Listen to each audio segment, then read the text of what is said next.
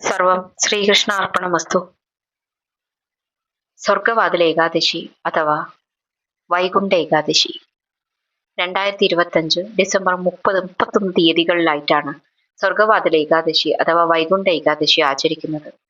December 30 രാവിലെ 7:50 ആരംഭിക്കുന്ന തിഥി അവസാനിക്കുന്നത് ഡിസംബർ 31 രാവിലെ 5 മണിക്കാണ്. ഏകാദശികളിൽ ഏറെ പ്രധാനപ്പെട്ടതാണ് വൈകുണ്ഠ ഏകാദശി അഥവാ സ്വർഗവാതിൽ ഏകാദശി. വെളുത്ത ഏകാദശി ആയിട്ടാണ് വൈകുണ്ഠ ഏകാദശിയെ ആചരിച്ചു വരുന്നത്. മഹാവിഷ്ണു അല്ലെങ്കിൽ ശ്രീകൃഷ്ണ ഭക്തന്മാർക്ക് ഏറെ പ്രധാനപ്പെട്ട ദിവസമാണ്. മഹാവിഷ്ണു വൈകുണ്ഠത്തിലേക്കുള്ള വാതിൽ അല്ലെങ്കിൽ സ്വർഗ കവാടം തുറക്കുന്ന ദിവസമാണിതെന്നും വിശ്വാസം.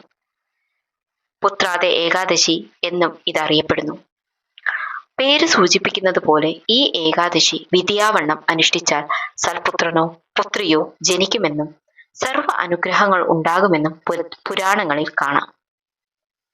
ഭഗവാൻ കൃഷ്ണൻ കുചേലന്റെ അവൽപ്പുതി സ്വീകരിച്ചുകൊണ്ട് അയാളെ കുബേരനാക്കിയ ദിവസമാണ് എന്നും വിശ്വാസമുണ്ട്. ശ്രീകൃഷ്ണൻ അർജുനന് ഭഗവത്ഗീത ഉപദേശിച്ച ദിവസമാണെന്നും മറ്റൊരു വിശ്വാസം. അതിനാൽ ഗീതാ ദിനം എന്നും അറിയപ്പെടുന്നു. മിക്ക വൈഷ്ണവ കൃഷ്ണ ക്ഷേത്രങ്ങളിലും ഇത് ആഘോഷ ദിവസമാണ്. വിഷ്ണു അഥവാ കൃഷ്ണ ക്ഷേത്ര ദർശനം നടത്താൻ വളരെ വിശേഷപ്പെട്ട ദിവസമാണ് ഇതെന്ന സങ്കല്പം. ഇഹലോക സുഖവും പരലോക മോക്ഷവും ഫലം. വൈഷ്ണവ ക്ഷേത്രങ്ങളിൽ തിരക്ക് അനുഭവപ്പെടുന്ന ദിവസം കൂടിയാണിത്. ചില ക്ഷേത്രങ്ങളിൽ ഉത്സവം നടക്കുന്നു എന്ന പ്രത്യേകതയുമുണ്ട്. അന്നേ ദിവസം ക്ഷേത്രത്തിന്റെ മുൻവാതിൽ, അതായത് സ്വർഗവാതിൽ അല്ലെങ്കിൽ വൈകുണ്ഠ കവാടമായി സങ്കല്പിച്ചു പോരുന്നു. പ്രത്യേക പൂജ നടത്തുന്നു. അതിൽ കൂടെ കടന്ന് ദർശനവും ആരാധനയും നടത്തി മറ്റൊരു വാതിൽ വഴി, മിക്കവാറും പിൻവാതിലായിരിക്കാം, അതിലൂടെ കടന്ന് പുറത്തു വരുന്നത്. ഇത് സ്വർഗവാതിൽ ഏകാദശിയുടെ പ്രധാന ചടങ്ങാണ്. അതിലൂടെ സ്വർഗമോ അതിനേക്കാൾ ശ്രേഷ്ഠമായ വൈകുണ്ഠത്തിലൂടെയോ കടന്നു പോകുന്നു എന്നാണ് വിശ്വാസം. മരിച്ചുപോയവരുടെ പിതൃപ്രീതിക്കായി വഴിപാടുകൾ നടത്തുവാനും പാവങ്ങൾക്ക് ഭക്ഷണം, വസ്ത്രം, കഴിവ് പോലെ മറ്റ് സഹായങ്ങൾ എന്നിവ ദാനം ചെയ്യാനും പറ്റിയ ദിവസമാണ് എന്ന് വിശ്വാസം. സ്വർഗവാതിൽ ഏകാദശി വ്രതം അനുഷ്ഠിച്ചാൽ ഐശ്വര്യലബ്ധി, രോഗശമനം, വൈകുണ്ഠപ്രാപ്തി അല്ലെങ്കിൽ സ്വർഗപ്രാപ്തി, മോക്ഷപ്രാപ്തി, ദൈവാനുഗ്രഹം, ആപത്തിൽ രക്ഷ എന്നിവ ലഭിക്കുമെന്നാണ് വിശ്വാസം. അന്ന് വ്രതമെടുക്കുന്നവരുടെ ഗൗരവമായ പാപങ്ങൾ മൂലം ദുരിതം അനുഭവിക്കുന്ന പിതൃക്കൾക്ക് പോലും വൈകുണ്ഠപ്രാപ്തി ലഭിക്കുമെന്ന് വിശ്വാസമുണ്ട്.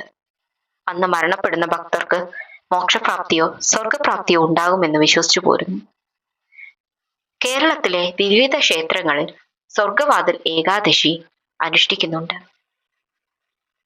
തിരുവനന്തപുരം ശ്രീ പത്മനാഭ സ്വാമി ക്ഷേത്രം, ഗുരുവായൂർ ശ്രീകൃഷ്ണ ക്ഷേത്രം, തൃശൂർ തിരുവമ്പാടി ക്ഷേത്രം, നെല്ലുവായ ധന്വന്തരി ക്ഷേത്രം, പെരിങ്ങാവ് ധന്വന്തരി ക്ഷേത്രം, എറണാകുളം തൃപ്പൂണിത്തുറ പൂർണ്ണത്രയീശ്വരി ക്ഷേത്രം, കോട്ടയം തിരുവാർപ്പ് ശ്രീകൃഷ്ണസ്വാമി ക്ഷേത്രം, അമ്പലപ്പുഴ ശ്രീകൃഷ്ണ ക്ഷേത്രം, വയനാട് തിരുനെല്ലി മഹാവിഷ്ണു ക്ഷേത്രം, മലപ്പുറം ജില്ലയിലെ തിരുനാവായ നാവാമുകുന്ദ ക്ഷേത്രം, കോട്ടയ്ക്കൽ വിശ്വംഭര ധന്വന്തരി ക്ഷേത്രം, ചേർത്തല മരുതോർവട്ടം ധന്വന്തരി ക്ഷേത്രം, നെയ്യാറ്റിങ്കര ശ്രീകൃഷ്ണസ്വാമി ക്ഷേത്രം, പത്തനംതിട്ട ജില്ലയിലെ ആറന്മുള ശ്രീകൃഷ്ണ ക്ഷേത്രം, തിരുവല്ല ശ്രീ വല്ലഭ ക്ഷേത്രം, കണ്ണൂർ ജില്ലയിലെ തൃച്ചംബരം ശ്രീകൃഷ്ണസ്വാമി ക്ഷേത്രം, തൃപ്രയാർ ശ്രീരാമസ്വാമി ക്ഷേത്രം, തുറവൂർ മഹാക്ഷേത്രം, വർക്കല ജനാർദ്ദന സ്വാമി ക്ഷേത്രം, കാസർഗോഡ് അനന്തപുരം തടാക ക്ഷേത്രം, പാല രാമപുരം ശ്രീരാമസ്വാമി ക്ഷേത്രം തുടങ്ങിയ പ്രധാന വൈഷ്ണവ ക്ഷേത്രങ്ങളിൽ ഇത് വിശേഷ ദിവസമാണ്.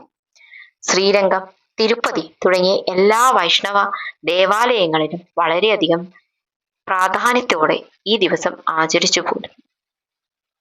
മുൻപ് പറഞ്ഞതുപോലെ ഭഗവാൻ കൃഷ്ണൻ സതീർത്ഥ്യനായിരുന്ന കുചേലന്റെ അവിൽപ്പുതി പങ്കുവെച്ച് കുചേലനെ കുബേരനാക്കിയ ദിവസം എന്നാണ് സ്വർഗവാതിൽ ഏകാദശിയുടെ വിശ്വാസം. കുരുക്ഷേത്ര യുദ്ധത്തിൽ അർജുനന് വിഷാദരോഗം അനുഭവപ്പെട്ടപ്പോൾ ഭഗവാൻ കൃഷ്ണൻ ജീവിതത്തിന്റെയും മരണത്തിന്റെയും തത്വശാസ്ത്രം ഭഗവത്ഗീതയിലൂടെ അർജുനനെ ഉപദേശിച്ചതും ഈ ദിവസത്തിലാണെന്ന് കരുതപ്പെടുന്നു.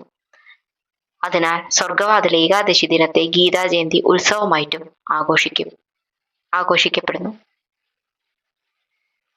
സർവം ശ്രീകൃഷ്ണാർപ്പണമസ്തു. നന്ദി.